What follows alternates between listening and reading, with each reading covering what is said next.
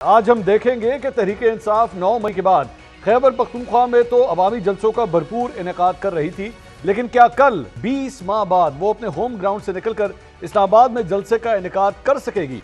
नाज़रीन, तहरीक-ए-इंसाफ ने 2011 में मीनार पाकिस्तान पर मुनक्किद जलसे में नए ट्रेंड्स मुतारिफ करवाकर रिवायती सियासी जलसे जुलूसों का रंग ढंग ही बदल दिया था। पार्टी तरानों का तड़का, जारहाना तकरीरों के साथ हर तरफ पार्टी परचम, बैजेस, मफलर्स की बहुतात और गैर रिवायती तौर पर सियासी जलसों में खवातीन की बड़ी तादाद में शिरकत ने मुल्की सियासत का रुख ही बदल दिया था। तहरीक-ए-इंसाफ के मुखालफीन ने उस वक्त इन जलसों में नाच गाने का उसे नाम दिया, लेकिन फिर आहिस्ता आहिस्ता हर सियासी जमात ने अपने पार्टी तरानों और पार्टी परचमों के साथ साथ खवातीन की भी जलसों में शिरकत को यकीनी बनाना शुरू कर दिया।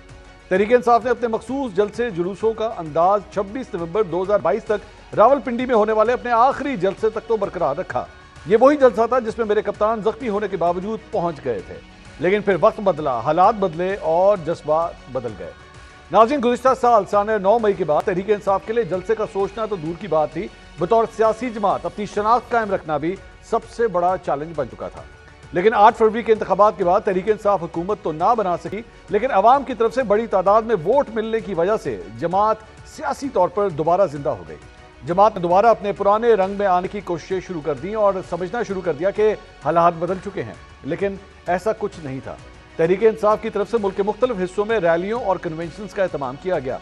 खैबर पख्तूनख्वा के मुख्तलिफ अजला में जलसे भी हुए, लेकिन मुल्क के बाकी हिस्सों में तहरीक-ए-इंसाफ की तरफ से कोई बड़ी सियासी सरगर्मी नजर नहीं आई। तहरीक-ए-इंसाफ ने मुशावरत के बाद 22 अगस्त को इस्लामाबाद में जलसे का फैसला तो किया था, लेकिन इंतजामिया की तरफ से इजाजत नहीं दी गई। तहरीक-ए-इंसाफ की क़यादत की तरफ से दावे तो बहुत किए जा रहे थे कि इस्लामाबाद में जलसा हर सूरत होगा। अब किसी का बाप भी हमारी एनओसी कैंसिल नहीं करेगा। अब किसी का बाप भी हमें नहीं रोक सकता। मैं यहाँ पे ऐलान कर रहा हूँ, हमारा इस्लामाबाद में जलसा होगा, जहाँ हमारी मर्जी है वहाँ पे होगा। कोई रोक सकता है तो रोक ले, चैलेंज करता हूँ और अदालतों को एक पैगाम देता हूँ कि आपकी एनओसी और आपकी इजाजतनामा इन्होंने जूते के नोक पे रखा है, बीच पे मत आना। दमादम मस्त कलंदर होने दो, बीच चौक पे जलसा होगा। 22 अगस्त को यहाँ पे खान ने जलसा दिया, एनओसी नहीं देते हैं, खुल के बता रहा हूँ कि हम फिर भी जलसा करें। किसी ने हमारे जलसे में रखना डालने की कोशिश की, पाकिस्तान के अवाम के गैज़ो गज़ब को दावत होगी। टीयर गैस चलाते हैं, ये गिरफ्तारियां करते हैं, किसी चीज की परवाह नहीं है। नाज़रीन, तहरीक-ए-इंसाफ ने इस्लामाबाद में रवां साल 30 मार्च, 6 अप्रैल, 8 जून और 6 जुलाई को जलसों के ऐलानात किए, लेकिन हर बार इंतजामिया ने कभी दफा 144 लगाकर तो कभी अमन अमान की सूरत हाल को बुनियाद बनाकर इन जलसों के एनओसीज मनसूख किए और तहरीक-ए-इंसाफ ने अच्छे बच्चों की तरह इंतजामिया का फैसला मान लिया और अदालत से रुजू किया। नाज़रीन, तहरीक-ए-इंसाफ ने 22 अगस्त को जलसे का ऐलान किया तो पंजाब हुकूमत ने सूबे भर में दफा 144 लगाकर 3 दिन के लिए सियासी जलसे जुलूसों पर पाबंदी लगा दी है।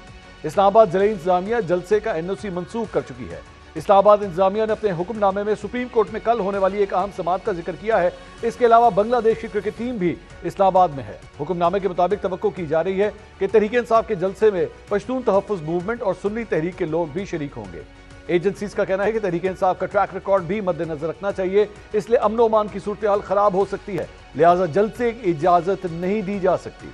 तहरीक-ए-इंसाफ एक तरफ जलसे के लिए अदालत से भी रुजू करने जा रही है और दूसरी तरफ हर सूरत जलसा करने का ऐलान भी किया है।